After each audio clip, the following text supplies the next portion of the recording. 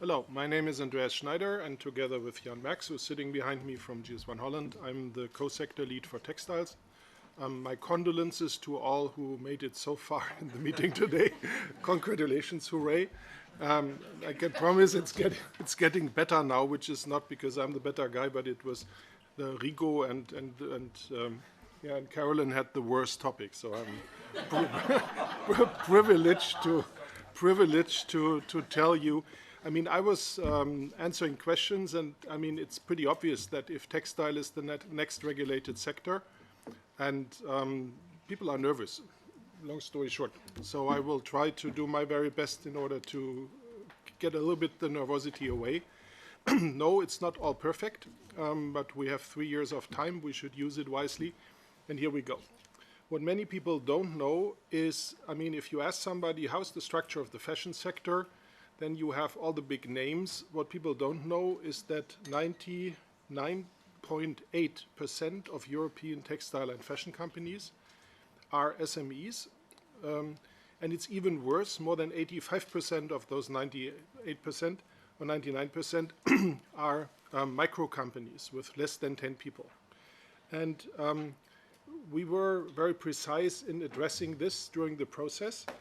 So the situation is as it is. Those companies are not blessed with human resources to begin with. And all the turmoils in supply chains and Corona crisis didn't help. So even before I do this job now as an IT consultant more than 30 years, the openness to IT tools in our industry was never good.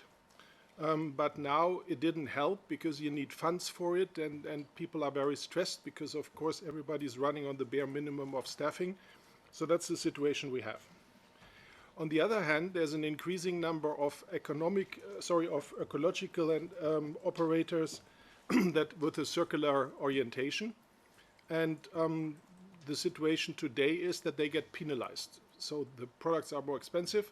So they are waiting for a playing level field, which the ESPR legislation will bring. And the digital maturity level is low, which has to do also with the sizes of the companies. And on the other hand, the good news is that the acceptance of service providers is pretty high.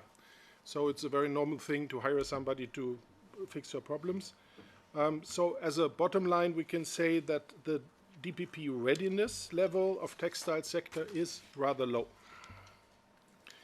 So what do we know for sure?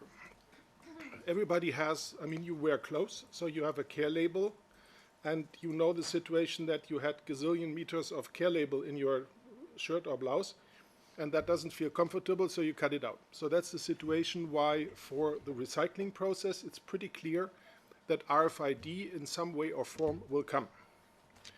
On the data generation, I liked Carolyn's rouge and red example of semantics.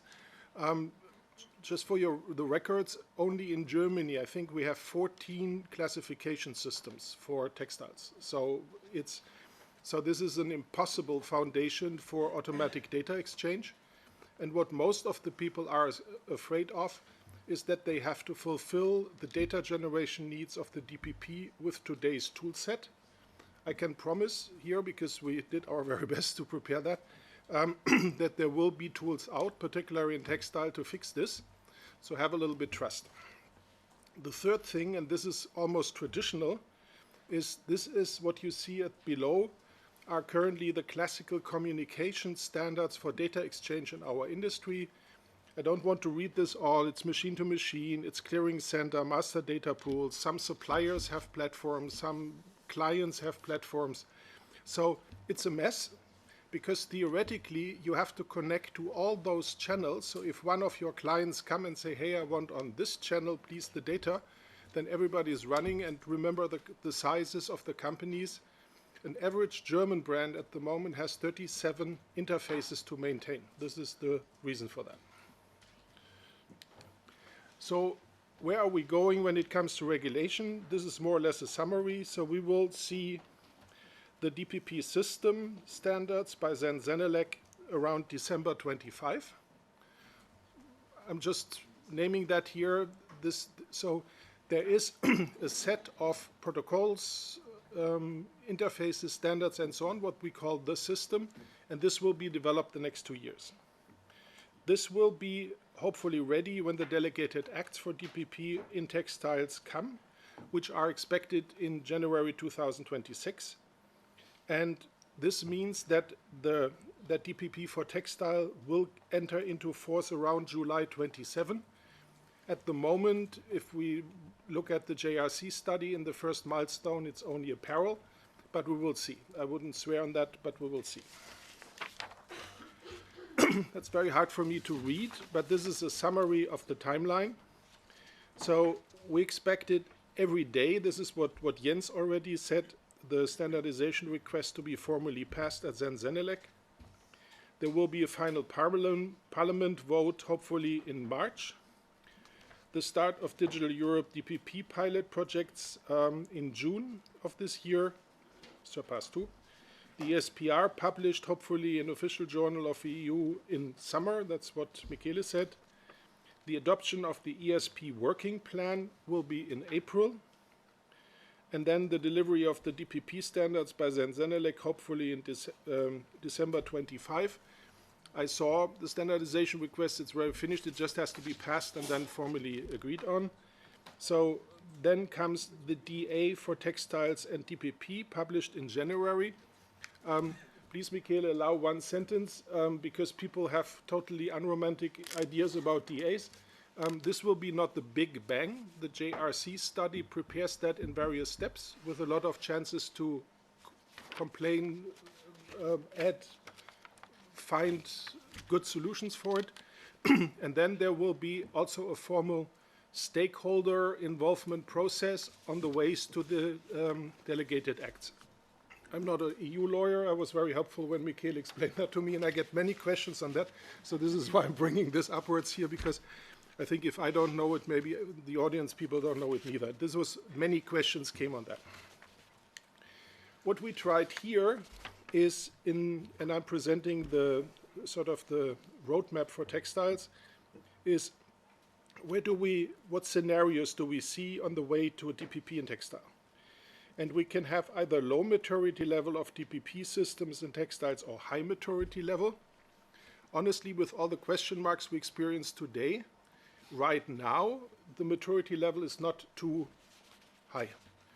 But when we see that in 3 years, and with all the prep work that CIRPASS 1 did and CIRPASS 2 will do, I'm very hopeful that we see a relatively high maturity when it comes to the DPP systems and technological sort of surroundings and like service providers, networks, and stuff like that.